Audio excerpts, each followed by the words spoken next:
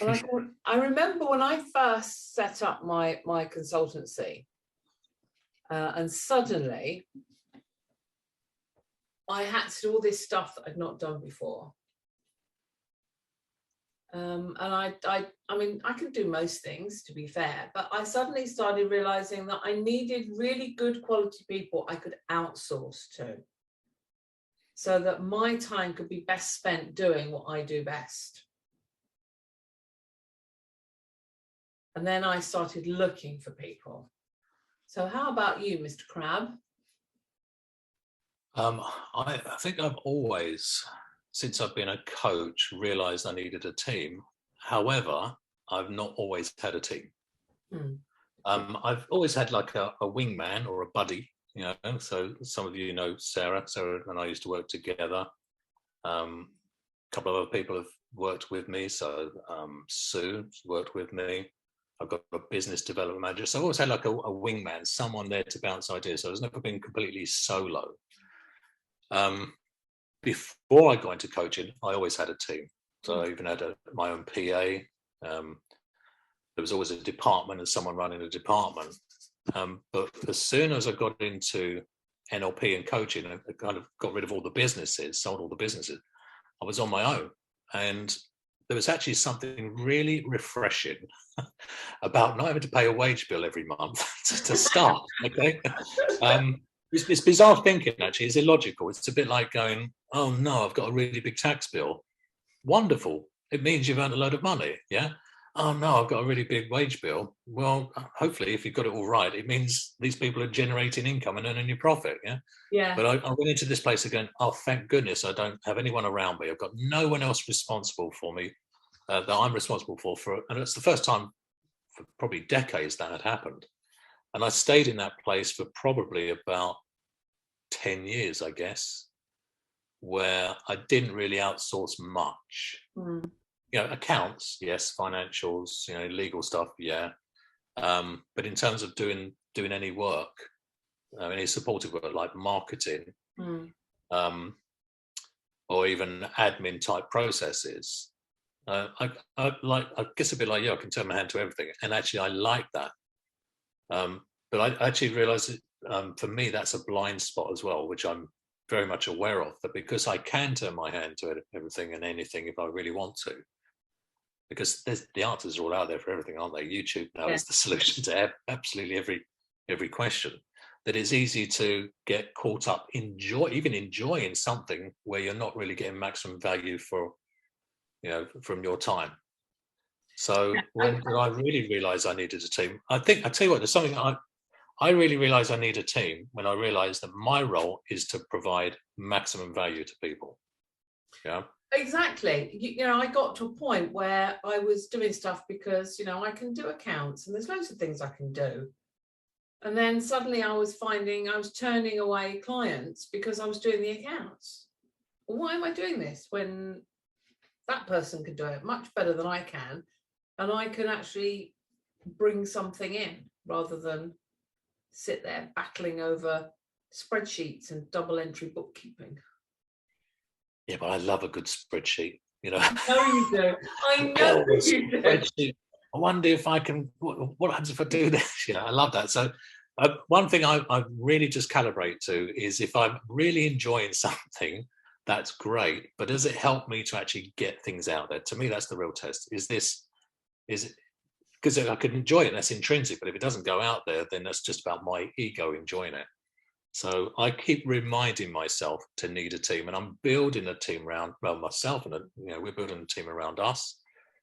And teams are invaluable. I mean, not just for doing the mundane, so we can show off and do the things we're good at. Teams are invaluable. You're going to say something about being sociable, aren't you?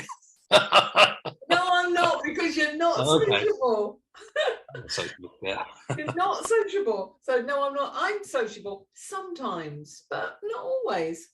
So, but teams are great for actually getting ideas out there, getting somebody else's perspective on an idea. I think yeah, okay. And I don't believe this is a blind spot of mine, but it's an area where I keep pushing and pushing and pushing, because I really don't believe everyone's ideas are equal. Yeah? I do believe everyone's entitled to their idea and valid. Yeah.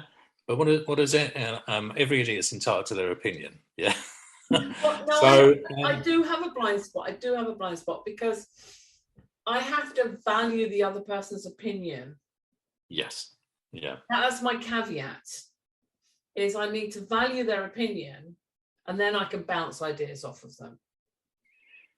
Yeah, indeed. I totally agree with that. But in my lesson that I did this month, I talked about, I only intimated it a little bit, but there's somebody that was surrounded by a group of people who weren't particularly, they weren't experienced, so they could only bring so much to the conversation. Yeah. So they were valuing their opinions, even though their opinions were limited. Yeah. And that's something to be really aware of. It's almost like have a group of people that are as advanced as you or ahead of the game. That's so important when you're building a team, especially getting ideas off people, yeah, because they'll push the boundaries. You know, they'll really stretch it. It doesn't mean that somebody who's not ahead of you can't come up with something and go, actually, that's really good. Yeah, that's great.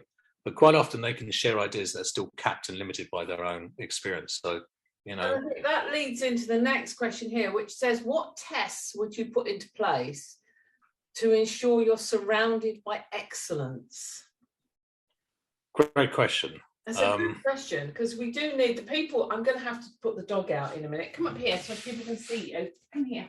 Okay. Well, I'm being attacked by a dog. So it is important. Look at my face. It isn't. No. It is important that you are surrounded by, as we've said, like-minded people, people who you respect, people that have a certain amount of expertise and skill. And I'm going to leave it to you while I throw this thing out in the garden. Yeah, I'm putting non-animal lovers on the list now as well. So, okay. There is this isn't something I developed. This came from the work of, I think it was Patrick Lencioni.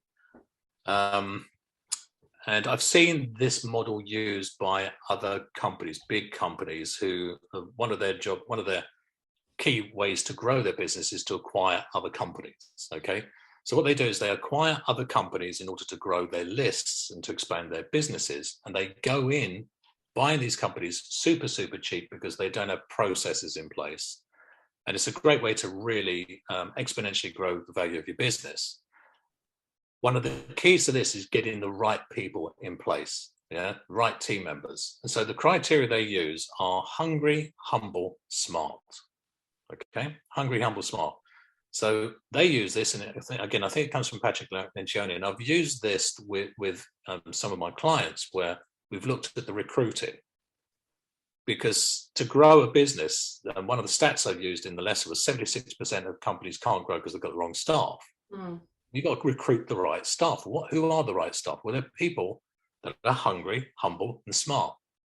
So hungry means you're in it. You want to learn. Give me something to do. You're not passive. You're proactive. Humble doesn't mean you're going to sit there and be a lapdog, but it means you're not somebody who will try to get one over somebody else. You're a team player. And smart isn't just about IQ. It's not about IQ. It's about emotional intelligence as well. It's about being a team player. So if you look at hungry, humble, smart, and then look at the complex equivalence of what they mean to you, and look around at people and go, do they tick the hungry box? Do they tick the humble box? Do they tick the smart box? You've got great team players there. Yeah.